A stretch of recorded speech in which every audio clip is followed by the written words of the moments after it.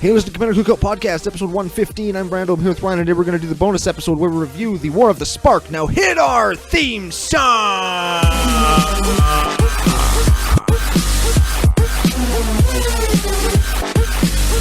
Hey, Ryan. We're back for yet another whirlwind adventure. How you doing? Good. What's going down? Whole ton is going down. We are going to review the new War of the Spark set, the set that has made Magic just go frickin' viral all over the world. Yes. And we're going to take a look at it. Truth be told, true facts, the spoiler season is not done yet as we're recording this episode. We're so bad. But just with Easter and with timing, we just couldn't get it in next week, so we're going to do it now. So we're going to miss out on, I'm assuming, Ujin. Yeah, and I think if there's any other God Eternals. Yeah, there's a couple of things that are probably going to get spoiled right after this episode is recorded, and we're going to look like idiots. But you know what? Here's the thing. We aren't on our set reviews. We don't traditionally talk about all of the things that everybody else is talking about.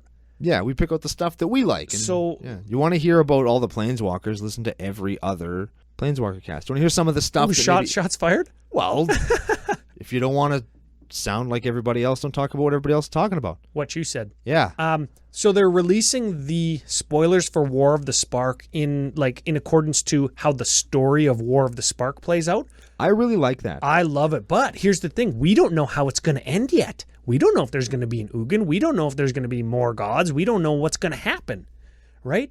Maybe the Eldrazi will come. We don't know. Probably not. But yeah, I mean, we're gonna miss some. But you're going to hear about those prolific moments from other content creators. You're going to hear about some very CCO style cards from your boys Ryan and Brando. Yeah, buddy. That being said, how in F do we actually cut this down into an hour? Because there are so many cards that I want to talk about. Well, we're just going to have to pick the best ones, Ryan. That's how we always do. Cream of the crap, as we are. I was going to say, or the worst ones, and then you said cream of the crap. And I think we're in agreement. We don't always play the best stuff. Sometimes we just play the stuff that goes in our stuff, and I think that's what we'll focus on. Like, maybe it'll be the stuff that everybody's talking about. Maybe it won't be. But hey, if you are just here for Planeswalker review, sorry we disappointed you. Yeah, very much so. Real quick, I got the social media coordinates this week. I'm going to blast them out. Okay. If you think that we're wrong on anything, get at us at CCO Brando on Twitter. If you think that we're geniuses and hit the nail on the head, get at us at CCO Podcast. That's me on Twitter. Good job. If you would like to have a deck list submitted for Arc of Audience coming up next week. Next week, yeah. This is Wednesday that you're listening to this. Yep. And next week is Arc of Audience 2.0. What did you call it? Revenge. Yeah, the revenge. Get after us on our Discord. You can gain access to that through patreon.com/CCO Podcast. And don't forget to link your Discord account to your Patreon account. I'm getting lots of questions about that. That's a thing you do through Patreon settings. I forgot to mention that last week. Okay. That's a thing. No list this week, of course. No list this week. I'm looking at you and I'm trying to get the knowledge out of your head of the things that you usually say. And then if you're not a patron, if you're not on the Discord and you want to send us a list for Arc of Audience, commandercookout@gmail.com. That's the one. And finally, we didn't mention it last week. Don't forget to check out new show, Commander Ad Populum, coming out. Oh, yeah. That's our new thing. It should be coming out in May? May 1st-ish, I think. It'll be in there somewhere. Yeah. You could head to commandercookout.com for details on that. Set review? Set review. We review them in order of color pie and then all that other kind of stuff. So we'll start with the white stuff, move into the blue, black, red, green, artifact stuff. Yeah. Are we going to touch on lots of Planeswalkers or just the ones that we want? There's 36, right? The one that I think, honestly, looking at this, I think there's only one that I for sure want. Other ones I'll be happy to have if I open them. Yep. But there's only one that I'm specifically after, and it's white. Ooh, really? What? Yeah, but yeah, there's one, and that's it. Yeah, there's probably a bunch that are really powerful in EDH. Maybe we hit them up if we want to. I don't know. There's a couple that I think that are actually really good. Some of them are excellent. Like the first Teo the Shield Mage, she's great. Yeah, he. she, he, they, doesn't matter. I don't know, whatever. Gives you hexproof. It's good. Gives you hexproof. So you had said that these are kind of like enchantments. Yes. And they maybe reduce the casting cost of an enchantment and put it on a planeswalker that is traditionally easier to kill than an enchantment because you can attack them with creatures and they only have minus abilities. So you can't ever like protect them by plussing them. Yeah, unless you're proliferating them, but that's another story. Yeah, that is a strategy that you have to build around. Give Teo what's the deal with this? What is this about? White 2, 5 loyalty planeswalker. You have hexproof as a static ability. -2, create a 0/3 white wall with Defender. So minuses Teo to make a protector. So you have like 3 loyalty left over and a blocker. Yeah. And hexproof. It's fine. What is that going? Oh, I don't want to play it. Oh, I'm just saying that was the first planeswalker that I looked down and saw. Oh, that wasn't the one that you... No, like, the one that I want? The one that I want is the Wanderer, dude. Oh. And it has nothing to do with, who is it? I don't give a shit who they are. I got it. You want her because she's sexy. Nope. Oh? She is that as well, but that's not why I want her either. She is a 5 loyalty, 4 mana planeswalker. Prevent all non-combat damage that would be dealt to me and other permanents I control. Specifically, to me. And that's her static. Yep. Yeah. And then -2 exile target creature with power 4 or greater. Don't care. I don't take damage from earthquakes. Yeah. I don't take damage from lightning bolts, fireballs, comet storms, hurricanes. You know what else isn't taking damage in the deck that I play her in? All of your creatures? All of my creatures, because she's going straight into Runetail. And I am not taking damage ever. That's good. That's a terrible deck that gets a little bit better. Yeah. So it's a fine card that goes into a junky deck and makes the junky deck better. Okay. I'm actually really excited I didn't take that deck apart. I was going to take it apart for a while, but now as I get new things and new cards are coming out, I'm really excited about it because it's just it's getting there. It's going to get there. Yeah. You know what? I like the progression of decks like that. Me too. That's how my Lord of Tressorhorn is. Yeah. Junker. But it's getting good. It's getting okay. Yeah, okay. How about Atomic Distinguished Advocist? Oh, Did I say all of those words right? Sure. Atomic Distinguished Advocate. Yeah, I hate this guy and love him at the same time. Yeah, put him in the long line of white hate bear stacks cards, right? Yeah, but this one specifically hates on decks that I play. Okay, like Windgrace or Omnath. That's okay. That's okay for me. I'll play it all day. Okay, let's give him a read. White, 2/3 human advisor. So he's got the human creature type. That's probably good. For some unknown reason, he flies. It doesn't make any sense. He's a human in white and is flies. already a 2/3 and flies. It doesn't make sense. Okay.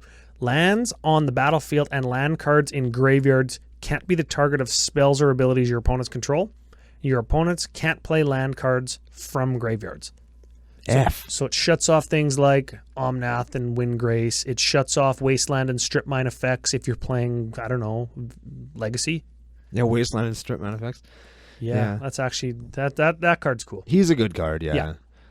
Okay, you know what I like? Ravnica at War. Exile all multicolored permanents for 4 mana. That probably kills all the commanders at the table. It's a cool sweeper. I like that lots, yeah. Yeah. You can build around it like, you know what? In your mono white deck, doesn't touch nothing. That's like a one-sided board wrath, maybe. Yeah. Sort of. I don't know. There are times when it's not going to get anything, but there are other times where it's going to blow somebody out. How often are people playing like Jesse's Phoenix deck, like the mill deck? How many black, blue guys does he have in there? Like half the creature suite. Yeah. Get them all. Yeah. Gone. Get them. I like single combat as well. Each player chooses a creature or planeswalker they control, then sacks the rest. Players can't cast creatures or planeswalker spells until the end of your next turn for 5 mana. That is so good. So they pick their best thing and then they ditch all the rest and then they can't cast anything. I forget who it is that talks about Vedalken Orrery all the time as one of those spells that's just overlooked. But let's just say hypothetically that you didn't cast this on your turn. Everybody just sits there not playing creatures and planeswalkers for the round of the table until it's your turn. Well, even if you did cast it on your turn, that's still the case, right? No, because it's the end of your next turn. Or is it next turn? Not this turn. I thought it was the end of your turn. Players can't cast creatures or planeswalker spells until the end of your next turn. Ooh, I misread that. Okay, what else is in what else is in white? You know what? Shout out to Lenny, who came to GP Calgary with us a few weeks ago. Tons of stuff for his 5-color Zata deck that is just like instant speed, target Zata with something white, and then draw a card. Yeah, we're looking at Defiant Strike would be one of those, +1/+0 for 1 white, draw a card.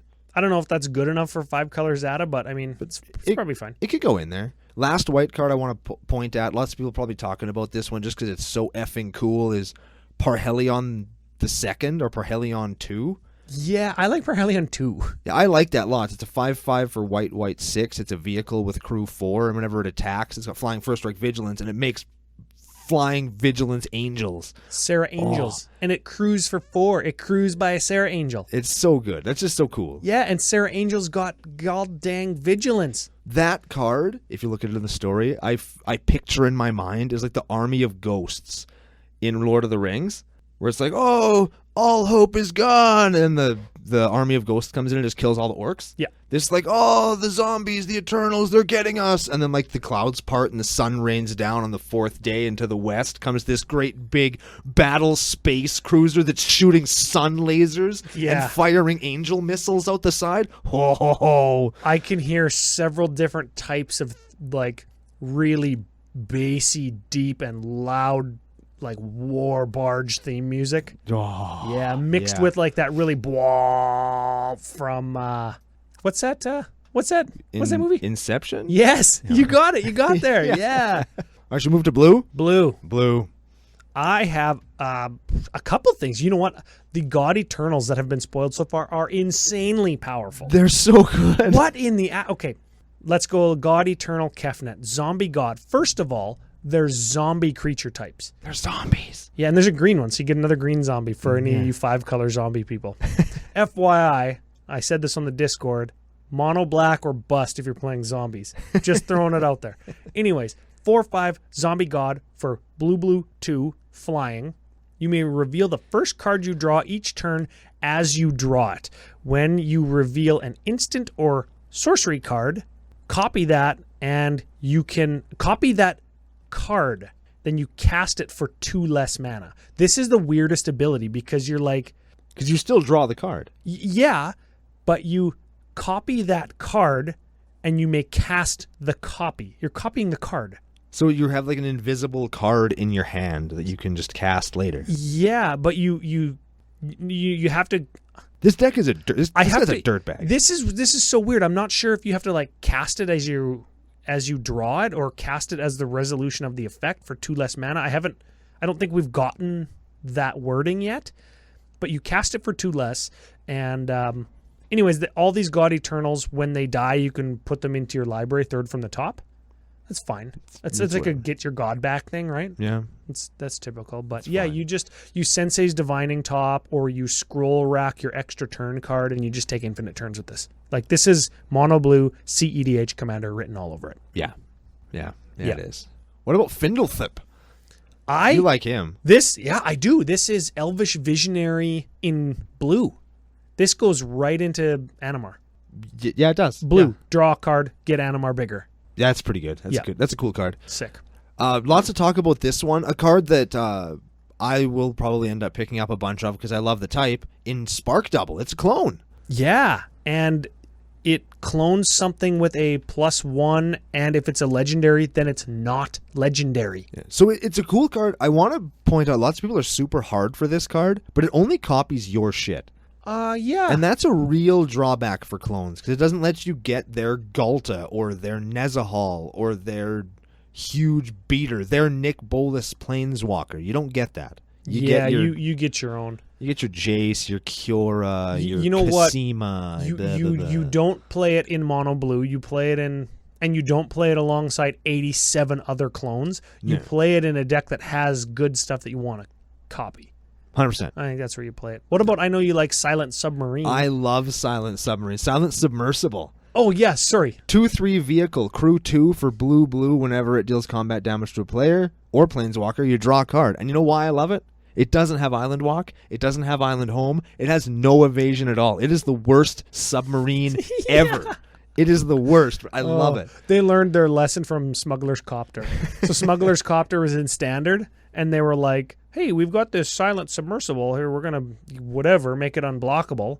And then they're like, oh, no, we had to ban a card in Standard. Quick, change the print. Yeah. Yeah, man.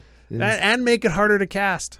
It's, I love that we're getting vehicles. I love that that's a thing that they're continuing to do. Yeah, vehicles are cool. I like that too. You were talking about Lazatep plating before the show. Oh, dude. First of all, you and permanents you control gain hexproof until end of turn. For 2/1. Yeah, for one. For blue 1. Blue 1. Blue and 2. They rhyme. Kill your guy. Lazatep plating. Cool. Like everything gets whatever, right? It's not as good as indestructible. It's cool. But it gets around like exile effects, which indestructible doesn't. The thing I really like about this is it also has amass 1. So put a +1/+1 counter on an army you control. If you don't control one, create a 0/0 black zombie army creature token first, and then you put the counter on it. Like a germ token. Yeah. Like a living weapon token. Yeah, so it gives you a dude, and it makes your other dudes have hexproof. Cool. You know exactly who is an army? Oh. Mistform Ultimus is an army, and he is now officially going to get a +1/+1 counter and gain hexproof until end of turn. That's pretty cool. Yeah. And that's going to be a cool foil with like the fire stuff coming. Yeah, it's going to be awesome. Those Lazatep things, the coating on all of those Eternals, I think, is going to look really neat in foil. Yeah. You know what I like is Kasmina's Transmutation? Whoa. Try that one again. Kasmina's Transmutation. Did I get it? I think it's got a frog on it. Yes. But he still looks like an Eternal. Yeah. So, enchantment Aura blue 1 enchant creature. Enchanted creature loses all abilities and has base power and toughness 1/1. Super good. Yeah, it's kind of like your Dryad or your Song of the Dryads or your Imprisoned in the Moon. Yeah. Yep. It's very good. Yeah, turn to frog, I guess, right? Turn to frog that doesn't go away at end of turn. Yeah. All right, on to black. You like black more than I do. You pick the first card we start on. I'm going straight to Liliana Death Horde General. Is it because she's sexy? Sure. Well, yeah. It's also because she's a 6 loyalty, 6 mana planeswalker. And her static abilities, whenever a creature you control dies, draw a card. That's madness. What? And it's not non-token. It's any creature. Just a creature. Holy shit. I don't know. Like, do we run sack outlets? Do we run sweepers? Do things die? Do I just unprofitably block and draw cards? Probably. All of those things just are good now. Yeah. +1, create a black zombie creature token, 2/2. There's your I guess it's a profitable block. Because you don't give a shit about that guy. Yeah. It's a +1 to make her go to 7, and then I draw a card when I block with it. What? This card is awesome. Okay, -4. Each player sacks 2 creatures. It's like I just would draw cards when I do that.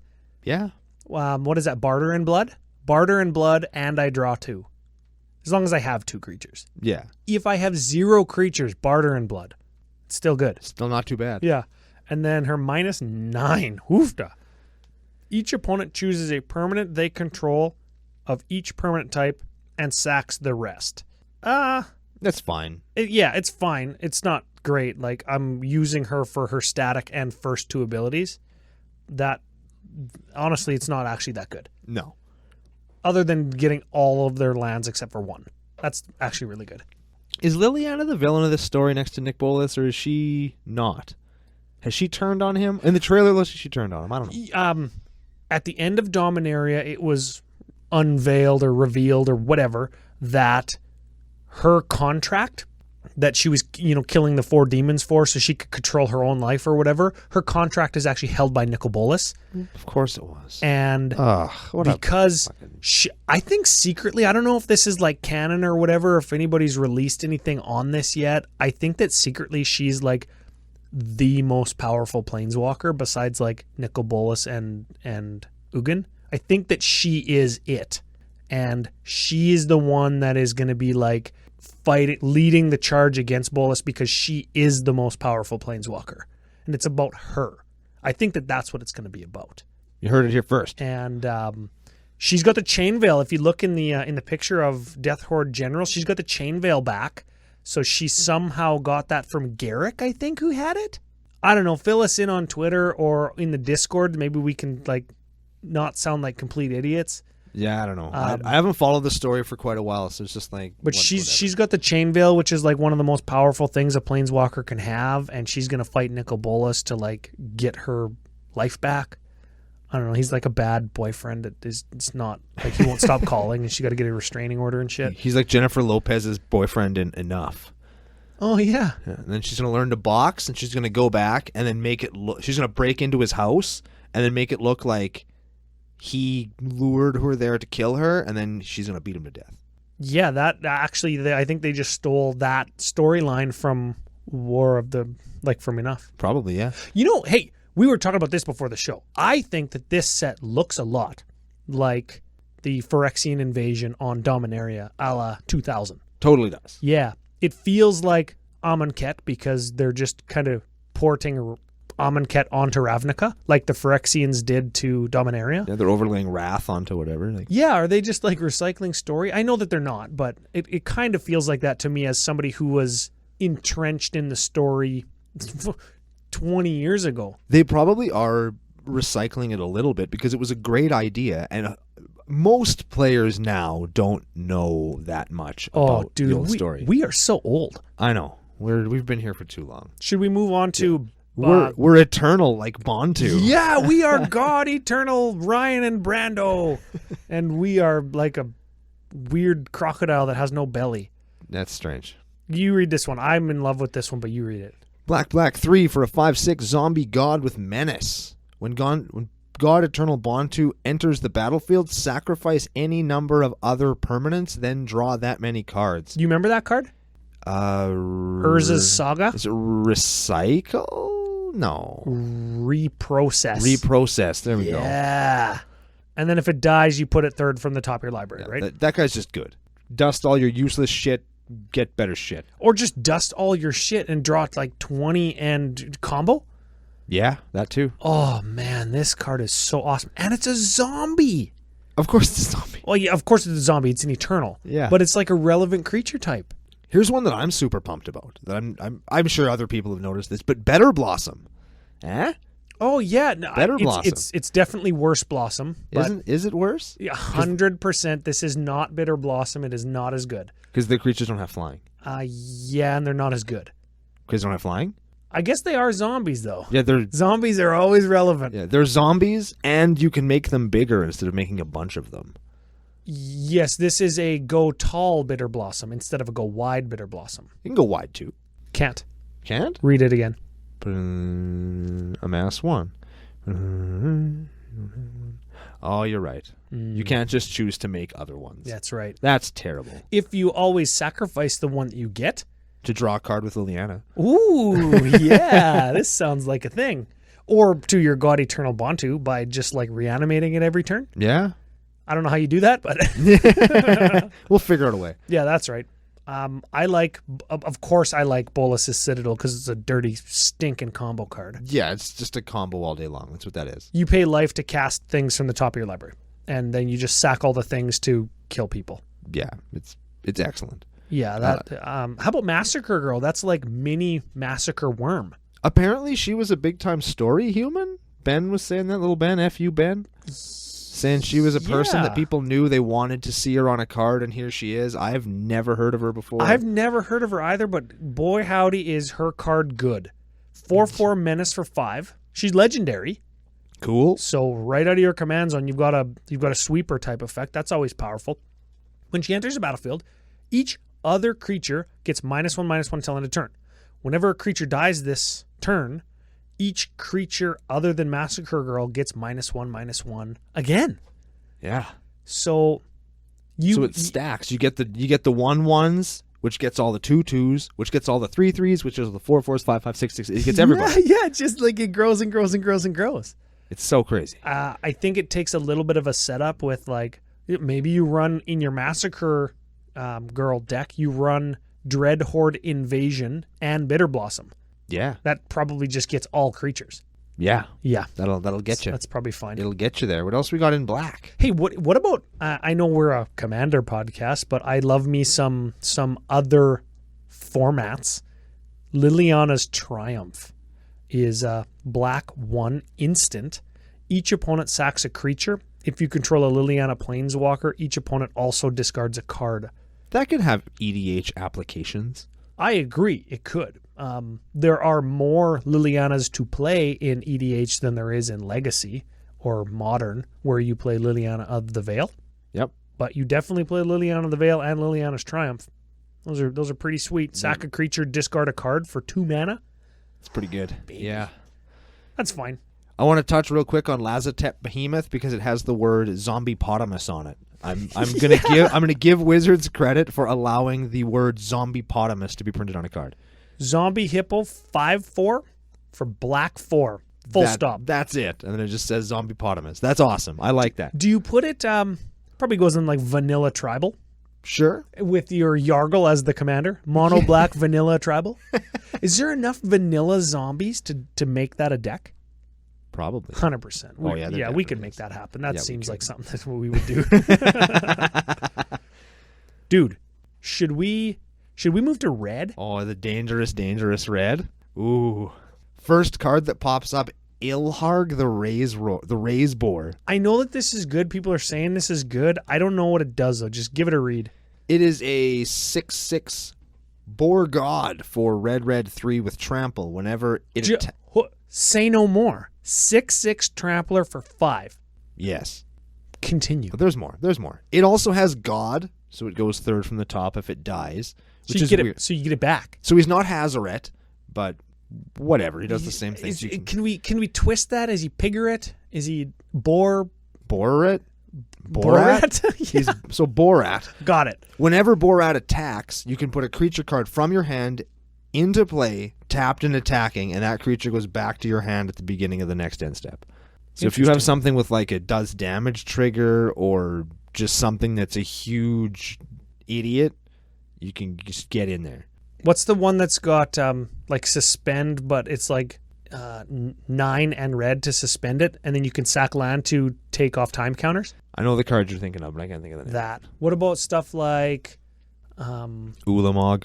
Yeah, I was going to say like Keldon Champion or whatever, because it comes into play and bolts something. Keldon Firebombers, sacks land. Yeah, blow all the land up. Yeah, every turn.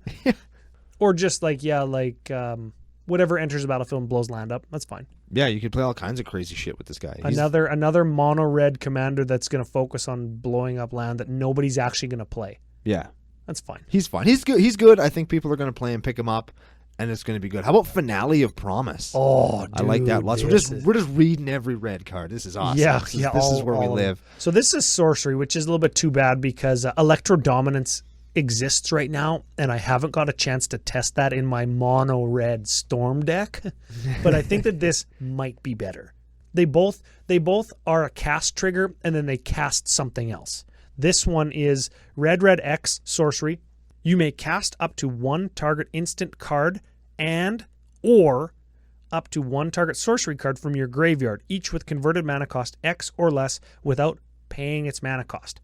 If a card cast this way to be put into your graveyard this turn, exile it instead. If X is 10 or more, copy each of those spells twice. Wow. And then you can choose new targets. Yeah. So, I'm selfish, of course. And I'm thinking of my mono red like CEDH Zada combo deck where I just go like red X equals 1. Draw 25 cards. Draw 25 cards. Yeah. Yeah. Traditionally in EDH, I'm sure it's going to be like red 10, cast like 6 things. That's what it's going to be. Yeah. In big red, like this card just wins you the game if you can cast 6-10 drops from your graveyard. Like this deck isn't a mono red card to me. It's like a red blue card. This card is a red blue card. Yeah. Maybe red green red. But in red, it's like if you cast most of the high end red things that cost 10, you don't want to cast them more than once because it's obliterate. Or it's Insurrection and you just win the game anyways. Yeah. Like does this just represent Insurrection 2 if Insurrection 1 gets countered? Maybe it could. It gets you your Chaos Warp, and then it gets you your Insurrection. You know, if this just represents Insurrection 2 in your mono red deck, isn't Electro Dominance just better? Yeah. Because it's an instant, and you can cast an Insurrection, like maybe from your hand, as part of Electro Dominance's like resolution. You deal 8 damage to something, and then because it's an instant, you can stop an Alpha Strike and you steal all the creatures. Maybe you run them both, because after you Electro Dominance, you're Insurrection, so you don't get attacked. Oh no, because I think then the Insurrection goes to your exile, not your graveyard. I don't know. Yeah, it's a good card anyway. We'll play with it. You probably run them both. I'm excited to see where I can fit it into my Storm deck on X equals 1. All right, next card. I'm a big fan of this one, as I'm sure everybody who's read the spoilers is aware. In Krenko Tin Street Kingpin. Yeah, this is Krenko 2.0. Yeah, dude, he's a 1/2 for 3. Whenever he attacks, you put a +1/+1 counter on him. Then you get a number of goblins equal to his power. He's not as good as Krenko Mob Boss, but he's good. Yeah, we were lamenting on Krenko Mob Boss in that he gets rocked just every time. Yep. Like, everybody is so scared of him because he's exponential. He doubles. He can take over a game easy. Yeah, for anybody who doesn't remember or is unfamiliar, he's a 4-drop 3/3. You tap him to make a goblin token for each goblin you control. Yeah, so it can be 1 or it can be 40. Yeah, if he is your only goblin, you tap to make a goblin. And then you tap to make 2 goblins next turn. Then you make 4 goblins, 8 goblins, 16 goblins, right? Yep. If you can untap him repeatedly, he makes a ton of goblins. This costs 1 less mana, attacks, and then you get a +1/+1 counter on it. Then you create. So when he attacks, you're immediately going to get 2 goblins. Yeah. I think he should have had haste, honestly. But he's okay. He'll get some play. I'll play him. I'll buy him. I'll run him in some cards. Yeah, I think that's fine. What about your Neheb Death Horde champion? I think that this guy's good. 5/4 for 4 with trample. Whenever he deals combat damage to a player or a planeswalker, you may discard any number of cards. If you do, draw that many cards and add that much red to your pool. So he has to deal damage, which is different than Krenko, but you can just like ditch like the dead cards in your hand. Ditch the dead stuff, draw new stuff, and then you can play it with the mana that he made. Yeah, that's cool. That's a cool ass card, man. We got Mizium Tank is kind of like, it's the red vehicle for this set, and it's kind of like your Kiln Fiend. You cast an instant or source, or no, a non-creature spell, and it gets +1/+1 until end of turn. It crews itself by you playing spells. It's a cool card. Yeah. Although it's a shitty rare. That's a shitty rare. Ooh, it's rare. Yeah, that's a shit rare. Yeah, it kind of is. That's a shitty rare to open. Yeah, you know what? Here's the 2 cards in the set that I'm actually, or one of them for sure, that I'm the most excited about, and it's a shitty ass common. Ooh. Burning Prophet. Red 1 human wizard 1/3. Whenever you cast a non-creature spell, Burning Prophet gets +1/+1. No, sorry, +1/+0 until end of turn. Then Scry 1. That is really cool. Scry 1. Again, Degenerate, Dirtbag, Ryan, CEDH Zata. That card just, like, it totally just makes the deck hum. Every time I cast something, I just Scry 1. You know how good that is for combo decks? It's not bad. Yeah. Let's say it like that. And last red card I got here, Honor the God Pharaoh. Sorcery, red, 2. As an additional cost to cast it, you discard a card. Then you draw 2 cards and amass 1. It's fine. Does it have a place somewhere? Yeah, you ditch a crap card. It's kind of like Faithless Looting, but you have to have the card equity before you cast it. But then you get a creature after. It's fine. It's not a bad card. It's not a bad card at all. Let's check out the greens. Greens. How about that Nissa who shakes the world? Oh, I like her. Ooh, I like her. She's a 5-mana walker for 5. Your forests add an additional green, which is really cool. You can make your You can make your land into 3/3 dudes by putting counters on them, or you get an emblem with your lands are indestructible, right? Sure. And you can search your library for any number of forest cards, put them into play tapped.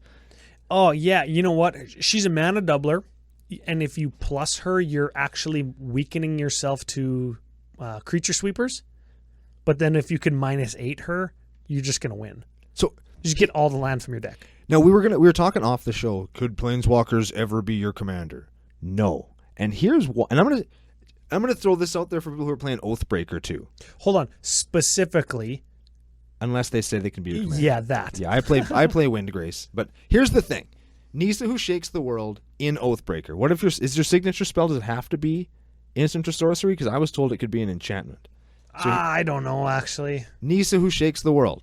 following the doubling season that you already have access to. Win the game.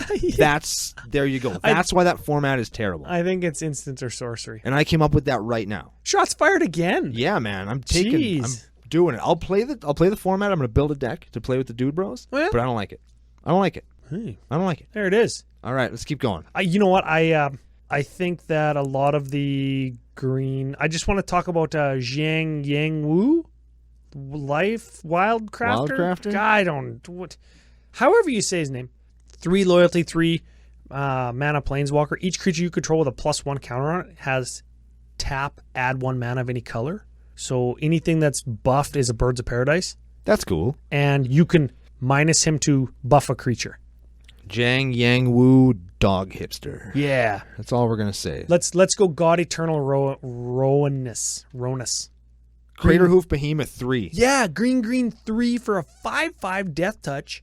Enters the battlefield, you double the power of each other creature you control until end of turn, and they gain Vig. And if he dies, you put him 3rd from the top, so you can do it again. That's crazy. Yeah, so you go Craterhoof, Pathbreaker Ibex, God Eternal Ronus. I think you go Overwhelming Stampede, Triumph of the Hordes, and Overrun, and Garruk the Fister. No, Kamal the Fister. And Garruk Wildspeaker. They all do. Oh it. yeah, Just all do in it. the same deck. Yeah, Just you get want 'em. to get fisted by a bunch of rhinos. Overrun Tribal. That's what that deck's called. Yes, Overrun Tribal. Arc of Tribal 2.0. Overrun Tribal. See, you know what we're talking ourselves into right now? We're going to do an arc where we build a deck that's a tribal of a sorcery. Yeah, tribal that isn't a tribe. Yeah, Overrun Tribal and Lightning Bolt Tribal. And, Oh, yeah. my God. You know what I like? Awakening of Vitu-Ghazi. 5 mana, put 9 +1/+1 counters on a land. What if you just put it on Inkmoth Nexus and just ruin somebody's day with 10 infect at instant speed? Yeah, that's cool. That's dirty, but I like it. Yeah, what else we got? Everybody's hard over Vivian's Arcbow. Everybody knows about that card. F it. Let's just keep going. Yeah, that's a good one. I like how they fit Giant Growth into this set. Me too. Yeah, that's Let's good. talk about Brando's favorite card from this set. Can we talk about my favorite card from this set? Is it Primordial Worm? It is not Primordial Worm. Is it Ward Scale Crocodile? Not that either. Damn it. What is it? Evolution Sage. Oh, yeah. I love that card. It's a Hey. 3/2 for green 2. Whenever a land enters the battlefield under your control, proliferate. I don't even really have a deck that uses proliferate, and I love this card. Well, what about Windgrace? Well, yeah, there's Windgrace. Shut up, Ryan. I also play Atraxa, but shut up, Ryan. Yeah, dude. The point is, that guy's awesome, and he's uncommon. He's uncommon. That's fine. You're going to see him in drafts of this set. This Planeswalker heavy set, and you're gonna see him. Yeah, it's probably good, and it's probably Like, good in he's a- Planeswalker.set. He is a good ass card. I just like him a lot. He opens Yeah. up a lot of cool everything. I like him. I like him. You know what I like? If that's your green whatever, this is mine. This is Pollen Bright Druid. 1/1 for green 1. When it ETBs, +1 on target creature, or proliferate. That's pretty cool. Yeah, that's fine. It's good. It's pretty neat. It's good. What are we on here? We're moving on to... We're into the multicolored. Maltese. Hey, Do we talk about Nick Bolas Dragon God, or we just assume everybody's seen it and just move on? I think that we say that his plus is like the best ability that was ever on a Planeswalker. What's it do, Ryan? His plus is +1, draw a card. Each opponent exiles a card from their hand. That's awesome.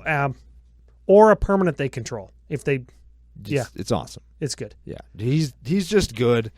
His static, though.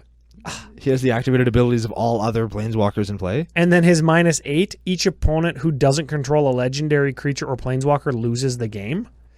I think, like, you land him. His -3 is destroy target creature or Planeswalker. So I think you land him, and then you've got, like, a couple turns. People got a couple turns to, like, get their commanders and stick their commanders. Yeah. Right? And, like, once he's at 8, you could just go, like, Wrath of God -8, win. That's probably fine. It's like 4 turn setup and, like, 2 cards. That's a pretty hefty. It's very good. Yeah. Another card everybody's talking about, Niv Mizzet Reborn. He's the new Wooburg new Wooburg General. I think lots of people are going to play him. He encourages you to play spells of multiple colors. Oh, That's- yeah. And you know what? F.U. Evan actually brought this up to me the other night, is he references color pairs. It's the first time it's ever happened. Neat. Yeah. Yeah, So a color pair would be like, Boros. yeah, geez, Is it? couldn't think of one. Yeah, not 3 colors, only 2. They have to be exactly those. Yeah. But you could play him and draw 10 if you're real lucky. Yeah, if you are playing 5-color mono 2-drop, no, you could I am mono 100 2-drops with Scroll Rack. Got there. I'm 100% going to play this guy and do nothing but cards that cost 2 different colors. Yeah, And I'm going to love it. It's going to be a fun deck. Lots of people are going to build him, I know, but they're all going to be cool, and I'm excited for that. yeah. Are you excited for a Tezzeret Master of the Bridge being the buy a box promo? No. Oh, it's a good card. It's a very good card. I That's think why I it might. probably should have been in the set and not on top of the goddamn box. I am going to the store and pre-ordering my box after we record this, and I'm gonna get one. Is where I'm going with that. What about Living Twister? I know that you like that one. Yeah, I'm pumped for that one. That one's going into my Angry Omnath deck. It's a 2/5 for red 2. Red 2. Red green. A 2/5 for red green. Yeah. What's going on here? And you can tap red 1, chuck a land card. It deals 2 damage to any target, or you can tap a green to return a tapped land I control to my hand. So late game, you just tap all your green and return them, and then use all your red to kill somebody. I was thinking It's a good finisher, isn't it? I was thinking during the middle of the game when I can play 10 land, I go tap my Gaia's Cradle, put it back, play it again, tap it again, put it back, play it again, tap it again, put it back. Oh. Oh yeah, you have to be able to play a bunch of land in a turn. Right? Yeah, but that's where it's going for me. That's what I'm going to do with Living Twisters. I'm going to use my Gaia's Cradle to make a billion zillion mana. Yeah, that's actually cool. And then do actual Brando stuff, like play Genesis Wave. Yeah. How do you feel? Speaking of Gaia's Cradle, how do you feel about role reversal? Red, blue, sorcery, exchange control of 2 target permanents that share a permanent type. I love it. That's actually cool. I really like that card a lot. I give you my basic, and I take your Gaia's Cradle. Yeah. Or you have Omnath, and I give it to somebody else, and I get nothing, but you don't have it, and you have something from somebody else. Yeah. That's kind of a weird card. It's a great card. I'm actually looking forward to playing with it. And the flavor on it is amazing. Like, you just look at it and read the flavor text. It's very funny. It's got a Sphinx that's doing goblin stuff and a goblin that's doing Sphinx stuff. It's pretty cool. The goblin's sitting there like a good boy. There, I made the dog hipster joke. You son of a bitch. Oh, dang. How about Time Wipe? Yeah, hey. Is that the one? That's the one. That is that 5? It's blue, white, 2. Is that 5? That's 5. That's 5. Bounce a creature you control, and then destroy all creatures. Whew. Yeah, what? Yeah, it's like the guy that, like, he gets airlifted in a helicopter, and he lands on the ground, and he puts the bomb down, and the helicopter flies away, and he blows everybody up. That's sick. Yeah, Super man. good. I like that lots. I like Solar Blaze too. Each creature deals damage to itself equal to its power. It again shows that cool spaceship. That is exactly what you described, right? Yep. And that is a sweeper that is very red at heart, right? No, I wish that it wasn't also white, because then I could play it in Norrin specifically. Stuff that plays repercussion. Yeah. That'd be good. You know, everybody's talking about a new Teferi for every goddamn format. White, blue 1 for loyalty. Each opponent can only cast spells anytime they could cast a sorcery.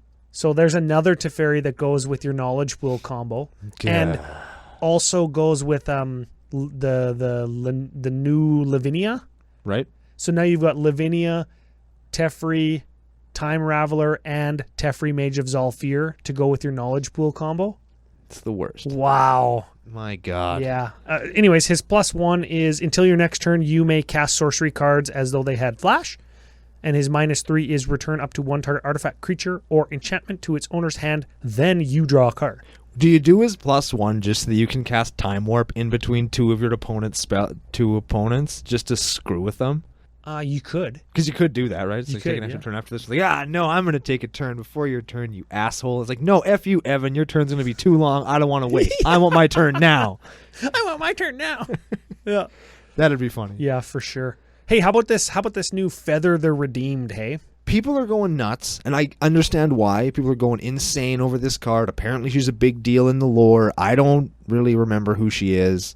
And you know what? I'm fine to let everybody else talk about her. She's a Boros general that does not necessarily Boros stuff, and I'm fine with that. AKA card advantage. Yeah, that's as far as I go on her. I'm not as hard on her as some other people are. I know that she's great, but if I open one, I'm going to immediately trade her. To me, maybe. Yeah. My actual note, I'll read it verbatim. Would love to build Feather the Redeemed, but I think I'll let that one cool off first. For the same reasons that you said. She's great. She's sweet, but I'll just leave it for a while. Yeah. Mayhem Devil's pretty cool. See Mayhem Devil? Whenever a player sacrifices a permanent, Mayhem Devil deals 1 damage to anything. Yes, I like that one. And of the same kind of thing, if that's like a Goblin Bombardment on a 2-color creature, I like Cruel Celebrant. It's a 2-color Zulaport Cutthroat. Vampire. I like that art too. Yeah. She's a pretty lady. I like that. Yeah, that is cool. She got like a fan for a head. Speaking of cool arts, Brando's new playmat that he wants. New Brando playmat. Death Sprout. I don't even care what the spell does. I don't even know. I didn't even read it. Dude, the spell's good. Is it good too? Yeah, here, I'll read it to you. Tell me if it's good. Okay. Green, okay. black, 1. Sounds terrible. Instant. Better than being a sorcery. Destroy target creature. Ooh. Yeah. Search your library for a basic land card, put it onto the battlefield, tap, then shuffle. Oh, I like that. Okay, Yeah, that's it's good. It is good. It costs 4. But so does Moavi Acid Moss. Does the same thing. Kills a creature, finds a forest. Or kills a land, finds a forest. It's fine. Yeah. This is a good card. And it's got great art on it. I love like that. Neoform too. Sorcery as an additional cost, sack a creature for green-blue. Search your library for a creature card with converted mana cost equal to 1 plus the sacrifice creature's converted mana cost. And it comes in with a frickin' +1/+1 counter. And it comes out with a counter. Of course it does. Yeah. But you are limited to exactly like 1 plus the creature's converted mana cost. And that totally crippled birthing pods. So yeah, that's a good. Yeah, totally. Card's totally medium. Cripples any CEDH deck that's going to run it. What are we on here? We going to do some artifacts? Do some arties. There's not very many of them. There's a Firemind Vessel. It's some non-colored ones, right? Because we touched on Vivian's Bow, Mizium Tank, Bolus's Citadel, Silent Submersible, and what do you call it? Parhelion 2? Yeah, man. So there's Firemind's Vessel. It's a rock. God Pharaoh's Statue going straight into stacks. Makes your opponent's spell cost 2 more. Iron Bully. You said that people who are just kind of building janky Animar will probably throw him in there. Bad Animar players will play it because it gives you a free counter once Animar has 3 counters. But if you have 3 counters on Animar, you can just win, so don't play this card. And then the other one is Saheeli Silverwing. It's a 2/3 flyer for 4. When Saheeli Silverwing enters the battlefield, look at the top card of target opponent's library. That's weird. Whatever. It's fine. Who cares? Thanks for coming out, Artifacts. Let's talk about some land. Yes. Here, you took those ones. Let me take this one. Okay. You got Karn's Bastion. That's the proliferate land. You've got Mobilized District. It turns into a 3/3, and it costs 1 less for each legendary you control. You've got Interplanar Beacon. Whenever you cast a Planeswalker, gain a life. You can add mana of any color to your mana pool for Planeswalker spells. And you've got the one that gives all your spells flash until end of turn. Those are all good. Play them in the appropriate EDH decks. Get your foils. Yes, they are excellent. Now, we were having this We were having this conversation, actually, before we started recording the show. Looking at we have 2 of each basic spoiled so far. Officially, yeah. You know what? We don't see the panoramic view of all of the sparks flying towards Bolus's Citadel. Those are that's another basic art that we know exists. Yeah, but these ones here, I don't know. Now that we've talked about it, I think I like them more. Looking at them just as land cards, I think that they're not what I like. They're not the art that I like outside of the set. They're not traditional Ravnica basics, which I think traditionally have been very popular. And they're not very traditional in terms of this mountain looks like a mountain. Yeah, one of them is like a tower, and one of them has rocket ships on it. Obelisks with water coming out. I don't know who approved that art. It looks like rocket ships, and I'm wearing glasses, so I can see now. It looks like rocket ships. It's a rocket ship. This was my rebuttal to Brando, and it's a good one. I think I convinced him. The basics set the stage for whatever set we are in. And when there is a prolific moment in the story, like there is in War of the Spark, the basics do an even better job of filling in the gaps. On one of the planes, there is like battalions or ranks of Eternals. I know this because there's squares of what look like army formations, and they are kind of colored blue. So I know that they're Eternals. On the other planes, it's a messed up city where they all screwed up all your shit, right? There's like the planar beacon on one of the mountains, I think. Islands. Or the islands, like I don't know, that's like the hollowed fountain. That's something with that symbol there. It lets me know that that's important in the story, right? Bolus's citadel's on one of the mountains. It's also on one of the swamps with all of the sparks floating towards it.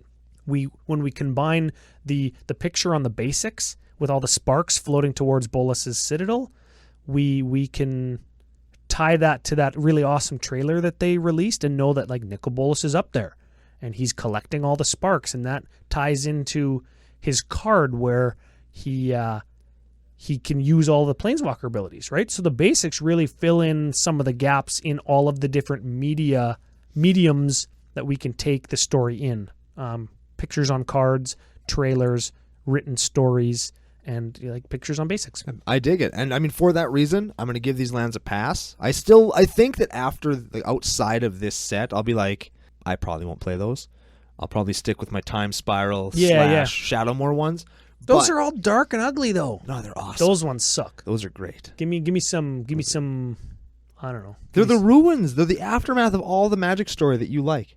That's what Time Spiral I was going to say, give me the invasion ones. A, that's my favorite set. B, awesome art direction. Yeah. C, they're the best. They're because they're old border. F you, Evan. But yeah, so I think that they're cool. I'm excited to see what the other two do. Now that we've had this conversation, I'm actually pumped to see what the other basics look like. And that's pretty I'm excited for basic land. Yeah, man. I mean, that's cool. That's the beauty of the game, right? Not only is the game beautiful because like it's got so much great art, the art tells a story. And I think that even you are starting to a little bit feel the War of the Spark story because it's actually pretty epic. I do like how they're doing because even somebody that isn't up on the story and doesn't have time to catch up on the story like me, I'm getting it because I read the spoilers every day and it's like, oh, I understand. The Angels came in, they put the Eternals back on their heels.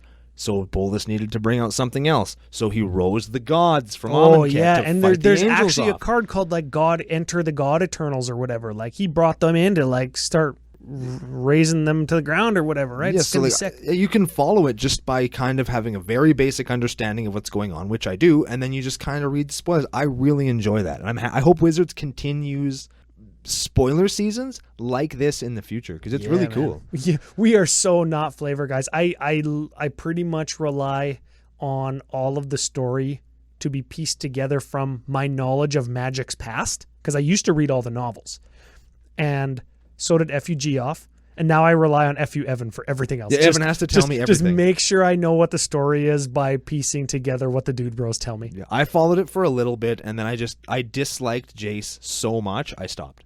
Jace actually chased me out of Magic lore. I did not. I hate that in a character. You know, and that's too bad because I'm starting to, as I like the War of the Spark story, the crescendo of it all more and more, I'm starting to go backwards in time to fill in the gaps in like, why is this? Why does Liliana have the chain veil?